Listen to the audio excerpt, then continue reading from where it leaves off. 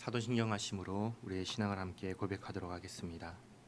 전능하사 천지를 만드신 하나님 아버지를 내가 믿사오며 그 외아들 우리 주 예수 그리스도를 믿사오니 이는 성령으로 잉태하사 동정녀 마리아에게 나시고 본디오 빌라도에게 고난을 받으사 십자가에 못 박혀 죽으시고 장사한 지 사흘 만에 죽은 자 가운데서 다시 살아나시며 하늘에 오르사 전능하신 하나님 우편에 앉아 계시다가 저리로서 산자와 죽은 자를 심판하러 오시리라. 성령을 믿사오며 거룩한 공회와 성도가 서로 교통하는 것과 죄를 사하여 주시는 것과 몸이 다시 사는 것과 영원히 사는 것을 믿사옵나이다. 아멘. 찬송가 40장 찬양하겠습니다. 찬송가 40장입니다.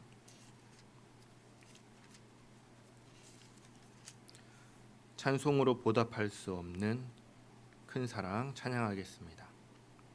찬송으로 보답할 수 없는 큰 사랑 주님께 영광 할렐루야. 형제 자매 모두 함께 모여 찬송해 주님께 영광 할렐루야. 하나님의 자녀여 크게 찬송 부르며 밝고 거룩한 길로 기쁨으로 나아가 주의 보좌 앞으로 속히 들어가겠네. 주님께 영광 할렐루야. 우리 받은 주님 은혜 한량 없도다. 주님께 영광 할렐루야. 기쁜 찬송 부르면서 전국 가겠네. 주님께 영광 할렐루야. 하나님의 자녀여 크게 찬송 부르며 밝고 거룩한 길로 기쁨으로 나아가 주의 보좌 앞으로 속히 들어가겠네. 주님께 영광 할렐루야. 잠시 후에 우리 모두 주를 보겠네. 주님께 영광 할렐루야. 영광스런 보좌 위에 거룩하신 주 주님께 영광 할렐루야. 하나님의 자녀여 크게 찬송 부르며 밝고 거룩한 길로 기쁨으로 나아가 주의 보좌 앞으로 속히 들어가겠네. 주님께 영광 할렐루야. 만국 백성 천국에서 소리 높여서 주님께 영광 할렐루야. 영원토록 주의 공로 찬양하겠네. 주님께 영광 할렐루야. 하나님의 자녀여 크게 찬송 부르며 밝고 거룩한 길로 기쁨으로 나아가 주의 보좌 앞으로 속히 들어가겠네. 주님께 영광 할렐루야. 아멘. 오늘 함께 읽을 말씀은 에베소서 3장 1절에서 13절 말씀입니다. 에베소서 3장 1절에서 13절까지 말씀을 제가 읽도록 하겠습니다. 3장 1절에서 13절까지 말씀입니다. 이러므로 그리스도 예수의 일로 너희 이방인을 위하여 갇힌 자 된 나 바울이 말하거니와 너를 위하여 내게 주신 하나님의 그 은혜의 경륜을 너희가 들었을 터이라. 곧 계시로 내게 비밀을 알게 하신 것은 내가 먼저 간단히 기록함과 같으니 그것을 읽으면 내가 그리스도의 비밀을 깨달은 것을 너희가 알 수 있으리라. 이제 그의 거룩한 사도들과 선지자들에게 성령으로 나타내신 것과 같이 다른 세대에서는 사람의 아들들에게 알리지 아니하셨으니 이는 이방인들이 복음으로 말미암아 그리스도 예수 안에서 함께 상속자가 되고 함께 지체가 되고 함께 약속에 참여하는 자가 됨이라. 이 복음을 위하여 그의 능력이 역사하시는 대로 내게 주신 하나님의 은혜의 선물을 따라 내가 일꾼이 되었노라. 모든 성도 중에 지극히 작은 자보다 더 작은 나에게 이 은혜를 주신 것은 측량할 수 없는 그리스도의 풍성함을 이방인에게 전하게 하시고 영원부터 만물을 창조하신 하나님 속에 감춰졌던 비밀의 경륜이 어떤 것을 드러내게 하려 하심이라.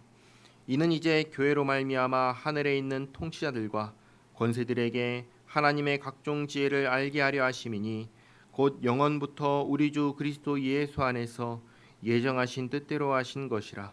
우리가 그 안에서 그를 믿음으로 말미암아 담대함과 확신을 가지고 하나님께 나아감을 얻느니라. 그러므로 너희에게 구하노니 너희를 위한 나의 여러 환난에 대하여 낙심하지 말라.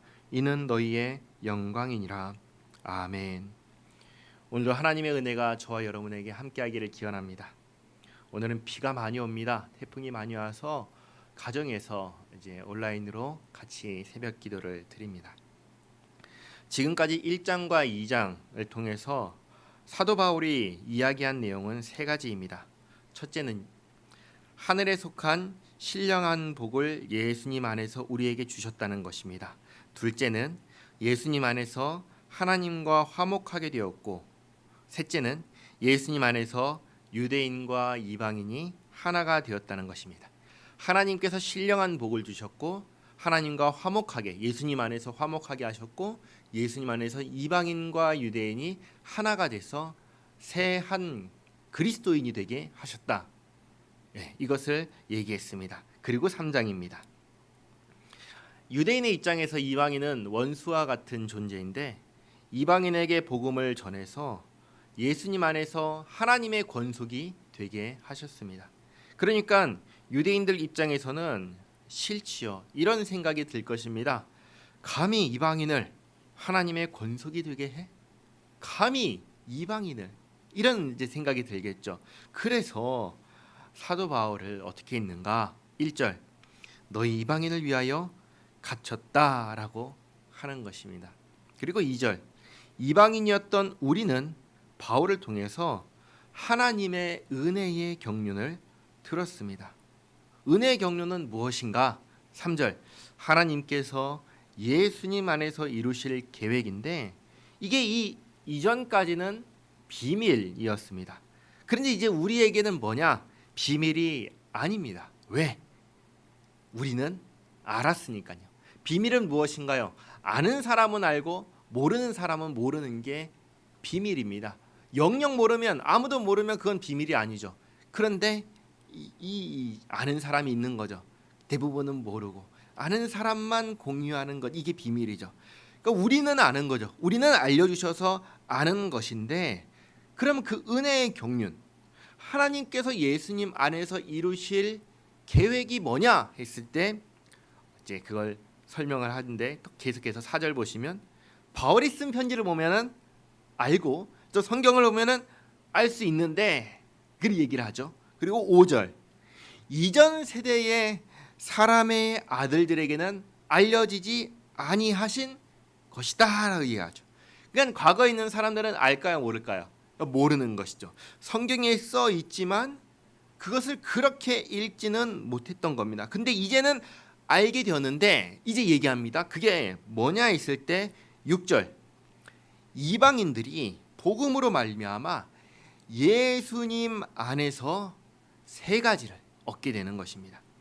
세 가지 뭐냐? 첫째, 상속자가 되는 것. 둘째, 지체가 되는 것. 셋째, 약속에 참여하는 자가 되는 것.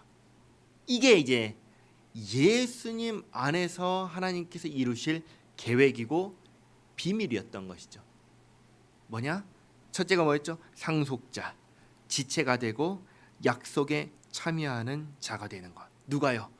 이방인이, 이방인과 유대인이 하나의 새로운 사람이 되어서 예수님 안에서 주어질 것에 대한 하나님의 계획이고 이전에는 알지 못했던 비밀인 것입니다. 이전에, 그러니까 이것이 나타나기 전에는 알려지지 않았기 때문에 이방인에게 복음을 전하는 바울이 유대인들 입장에서는 좋을까요, 싫을까요? 싫은 것이죠. 아니, 복음을 전하는 건 좋은데 바울 사도가 이렇게 전하잖아요. 이방인도 할례를 받아야 되냐? 그렇지 않다. 이방인도 유대인의 율법을 지켜야 되냐? 그렇지 않다. 이게 이제 싫은 거죠.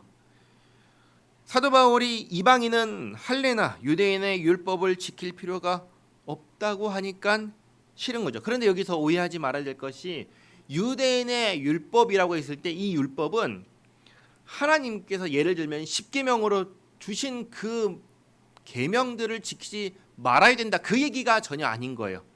그게 아닌 거예요.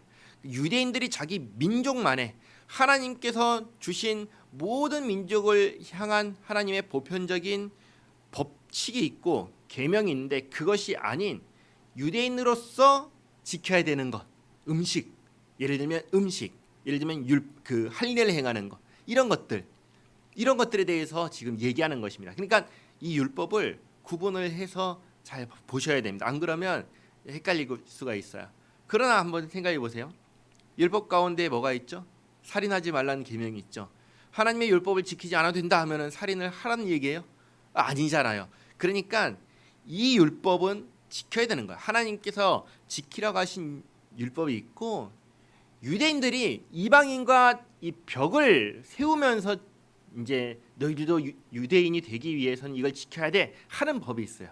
그러나 어제도 말씀드렸다시피 이방인이 유대인이 되는 것이 아니라 이방인이 예수님 안에서 그리스도인이 되는 것입니다. 유대인도 유대인으로 그냥 가는 게 아니라 유대인도 예수님 안에서 그리스도인이 되어서 한 새 사람이 되고 하나의 성령으로 하나가 되는 것입니다. 이게 하나님의 계획이었던 것이죠. 이것에 대해서는 갈라디아서를 보시면 아주 명료하게 이야기를 했습니다. 예수님 안에서 유대인과 이방인이 하나의 새 사람이 되고 예수님 안에서 유대인과 이방인이 같이 상속자가 되고 지체가 되고 약속에 참여하는 자가 되는 것입니다. 그러니까 유대인들이 생각하는 것과는 다른 것이죠. 이 비밀을 하나님께서 사도 바울에게 알게 하셔서 계시하여 주셔서 바울이 7절 보시면 하나님의 일꾼이 된 것입니다. 그리고 8절 그리스도의 이 풍성함을 이방인에게 전하게 하신 것입니다. 9절 비밀의 경륜이 뭐였죠? 예수님 안에서 하늘과 땅에 있는 모든 만물을 통일하게 하려는 그 계획, 그것이 무엇을 통해서 이 땅 가운데 드러났죠? 교회를 통해서 드러났습니다. 우리는 예수님 안에서 교회가 되었습니다. 온 세상에 예수님의 몸된 교회가 다 나타났습니다.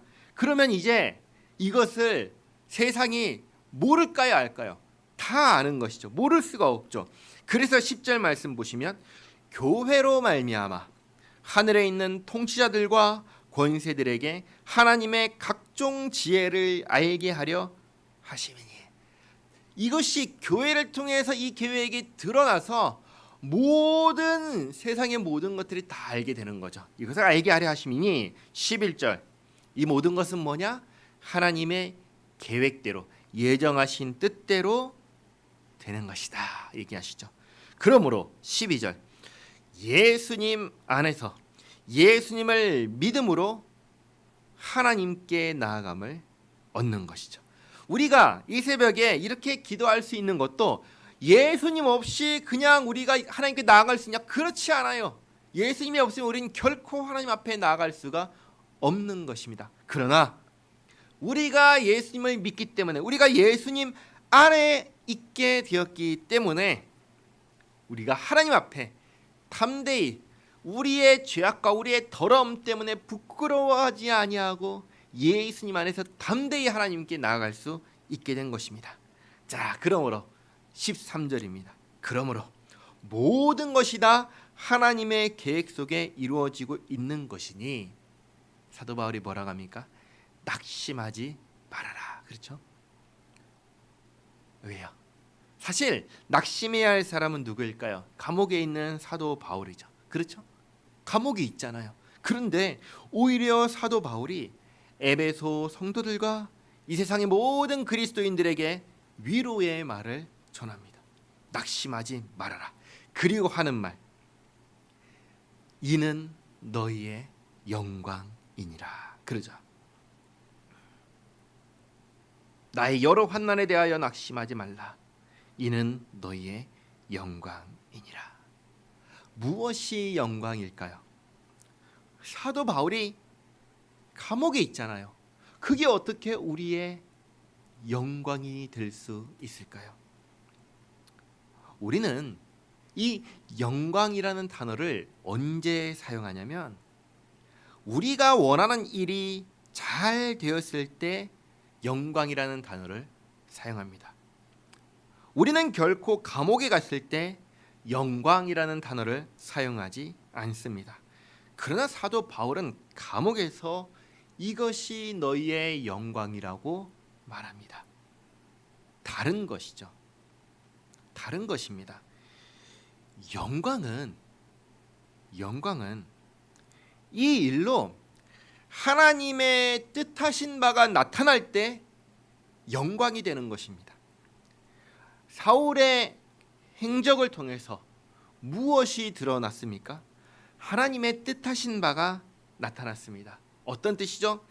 이방인에게 복음이 전해졌고 에베소 사람들에게 복음이 전해졌고 그래서 거기에 뭐가 생겼냐면 교회가 생겼습니다. 하나님의 뜻하신 일이 이루어진 것입니다. 하나님의 뜻이 하늘에서와 같이 이 땅 가운데 나타난 것입니다. 이게 뭔가요? 이게 영광인 것입니다. 그러니까 우리는 승리하고 성공하고 이기면 하나님께 영광 돌린다고, 상을 받을 때 하나님께 영광 돌린다고 하지만 사도 바울은 지금 그렇게 얘기하고 있는 게 아니에요. 사도 바울은 무엇이 영광이라고 하냐면 나를 통하여 주님의 뜻이 드러났을 때 그게 영광이다.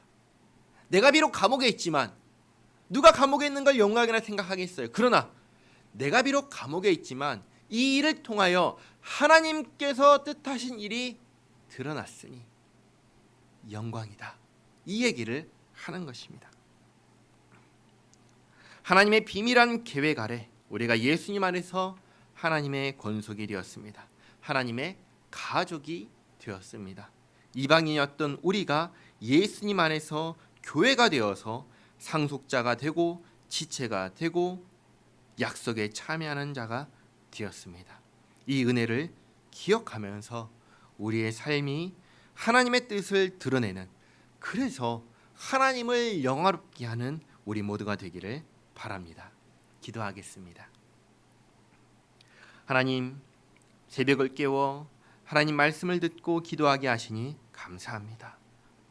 하나님, 사도 바울은 감옥에서도 하나님을 찬양하고 감옥에서도 이것이 우리의 영광이라고 하였습니다.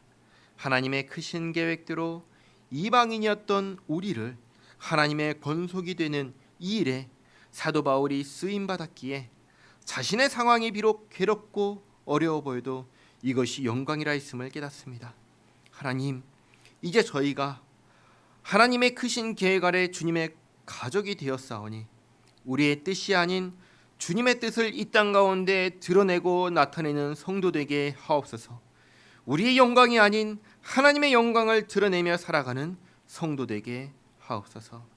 하나님, 우리 원로 목사님, 박중동 목사님, 그리고 치유와 회복이 필요한 성도를 기억하시고 치유하여 주시옵고, 오늘도 주님 앞에 엎드려 간구하는 기도를 들으시고 응답하여 주시옵고, 하나님, 태풍 가운데 우리 모든 성도를 안전하게 지켜주시옵고 이 나라를 지켜주시옵고, 주님, 오늘 하루의 삶이 주님과 동행하는 복된 하루 되게 하옵소서. 예수님의 이름으로 기도하옵나이다. 아멘. 하늘에 계신 우리 아버지여, 이름이 거룩히 여김을 받으시오며 나라가 임하시오며 뜻이 하늘에서 이루어진 것 같이 땅에서도 이루어지이다. 오늘 우리에게 일용할 양식을 주시옵고 우리가 우리에게 죄 지은 자를 사하여 준 것 같이 우리 죄를 사하여 주시옵고 우리를 시험에 들게 하지 마시옵고 다만 악에서 구하시옵소서. 나라와 권세와 영광이 아버지께 영원히 있사옵나이다. 아멘.